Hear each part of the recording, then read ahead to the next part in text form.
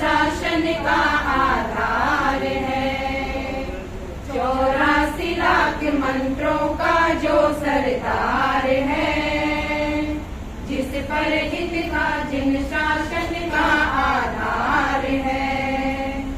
हर एक जैन को जिससे सच्चा प्यार है, नमोकार है, नमोकार है। 84 लाख मंत्रों का जो सरदार है, जिस पर हित का जिन शासन का आधार है। संकट को टाल सकता है, दुख से निकाल सकता है।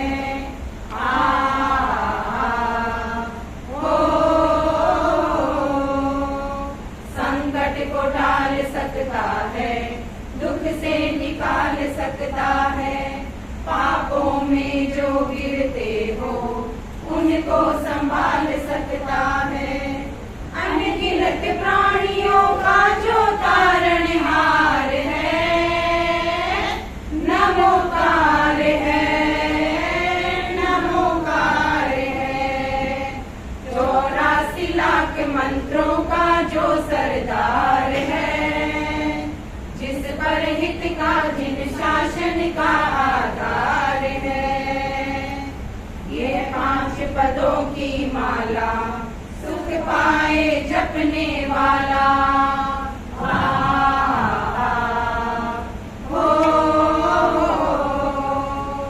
ये 5 पदों की माला सुख पाए जपने वाला।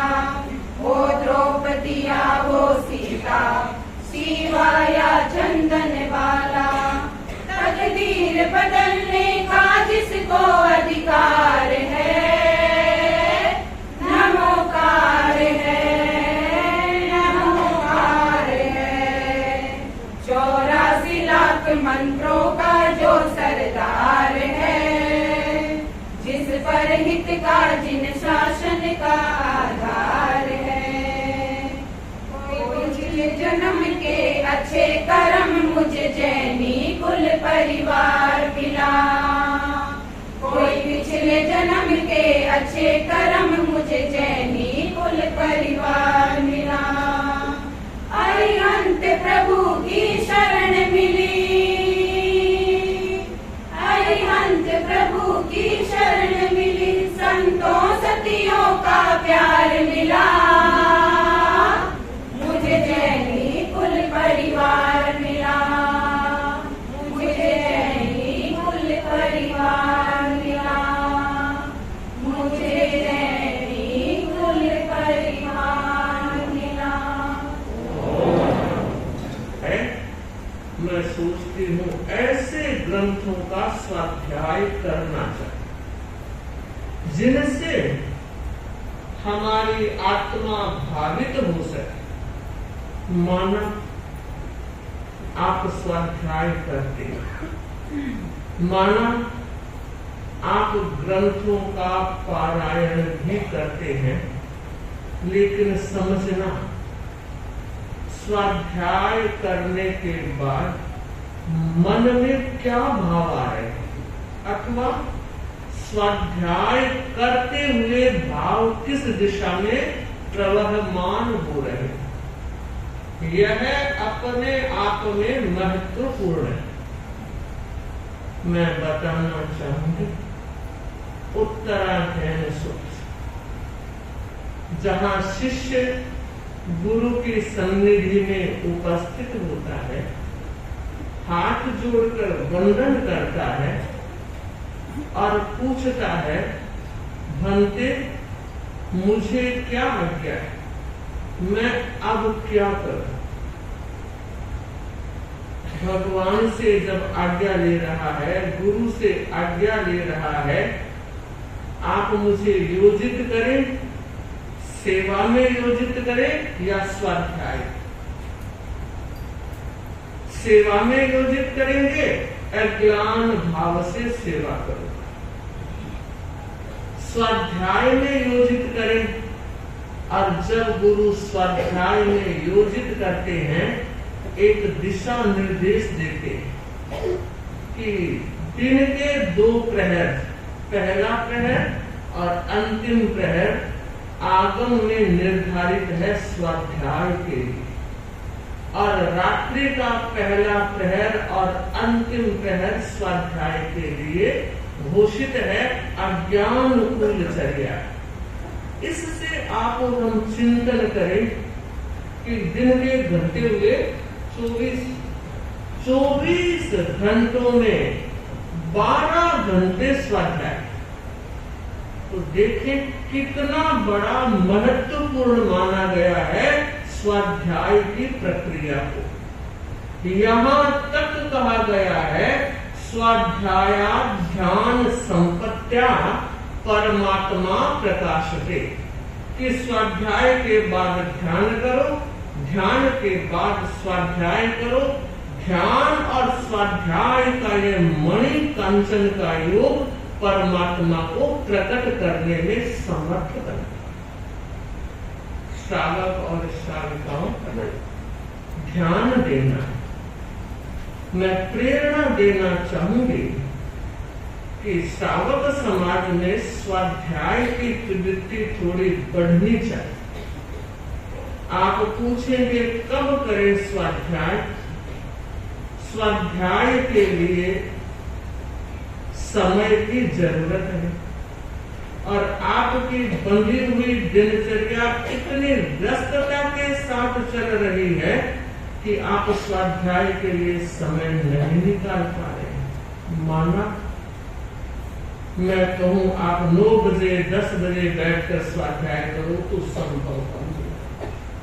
महावीर ने कहा है साधु संतों के लिए, लेकिन बताना आपको भी चाहते हैं। महावीर ने कहा है कोई साधु साध्वी अगर पूर्व रात्रि और पश्चिम रात्रि में स्वाध्याय नहीं करता है तो उसके पास आता हुआ दिव्य ज्ञान भी वापस चला जाए। ज्ञान उसके पास आ रहा था मगर नहीं आता, क्योंकि स्वाध्याय नहीं हो रही। तो पूर्व रात्रि और पश्चिम रात्रि, पूर्व रात्रि तो आपकी खाने में और दुकान से घर जाने में लगभग पूरी हो जाती है। अब बात रही पश्चिम रात्रि की, तो मैं ये बताना चाहूंगी कि पश्चिम रात्रि का स्वाध्याय श्रावक को जरूर करना चाहिए। एकांत होता है, वो खुद का अपना निजी समय होता है। पर दूसरी बार मैं जब ये देखती हूँ कि आप तो रात के 12-12 बजे तक सोते ही नहीं, भला स्वाध्याय कब करोगे? और नहीं सोने का कारण आपकी कामकाजी व्यस्तता ऐसा नहीं लग रहा है। आप इंटरटेनमेंट करते, टाइम पास करते हो, मनोरंजन करते हो, मोबाइल का साधन आपके पास आ है। मैं ये बताना चाहती हूँ early to bed and early to rise, early to bed and early to rise makes a man healthy, wealthy and wise. आप हेल्दी बना रहना चाहते हो, स्वस्थ चाहते हो, स्वास्थ्य चाहते हो, आप धन संपन्न भी बने रहना चाहते हो, आप बुद्धिमान होने के लिए भी प्रयास करें। पर मुझे बताओ, नीतिकारों ने जो बात कही है, अगर उसका इम्प्लीमेंट नहीं करोगे तो कैसे होगा? जरूरत है, अपेक्षा है, इसके लिए कोई दूसरा व्यक्ति आकर डंडा नहीं दे सकता। आप खुद को चिंतन करना, खुद को बदलना होगा, खुद को समझना होगा। कैसे बदलें, कैसे समझें?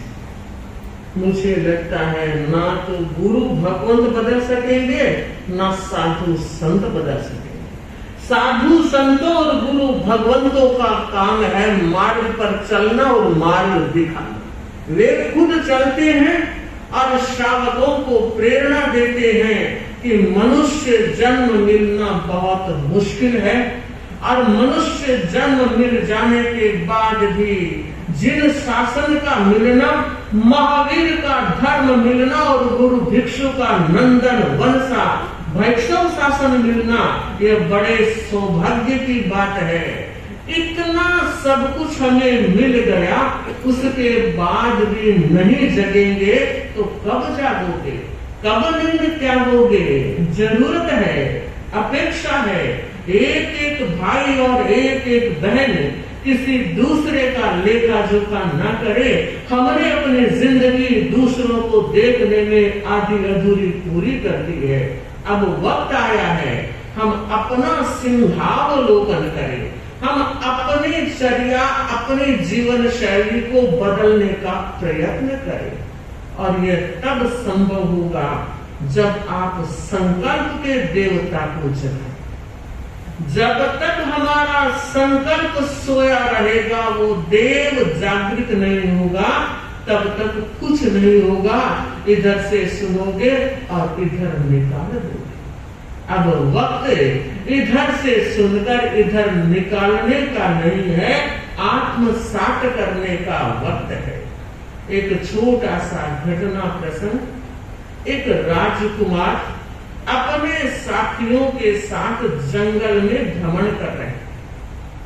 अचानक नजर पड़ी, क्योंकि उस समय संत लोग जंगलों में रहा करते थे, गांव से बाहर रहते थे। गांव के लोग कथा सुनने